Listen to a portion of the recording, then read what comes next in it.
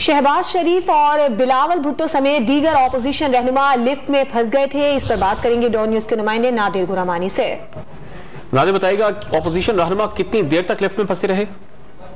देखिए, opposition leader Shehbaz शरीफ के chamber में मुलाकात की बिलावल भुट्टो जरदारी और दीगर रहनुमाओं ने, और उसके बाद उन्होंने मीडिया से गुफ्तगू के लिए गेट नंबर 1 पर आना था, जिसके बाद वो जैसे ही लिफ्ट में गए तो लिफ्ट जो है वो फंस गई और काफी देर तक chairman peoples party Bilawal Bhutto Zardari और जो उसके साथ साथ जो शहबाज शरीफ और मौलाना असद समेत दीगर रहनुमा जो है वो लिफ्ट में मौजूद रहे। उसके बाद लिफ्ट जो टेक्नीशियन का अमला था उसको भी बुलाया गया और मीनवाइल तमाम सिक्योरिटी अमला भी लिफ्ट के बाहर मौजूद रहा।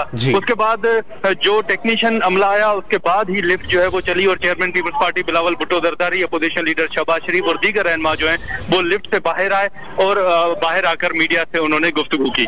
बहुत शुक्रिया।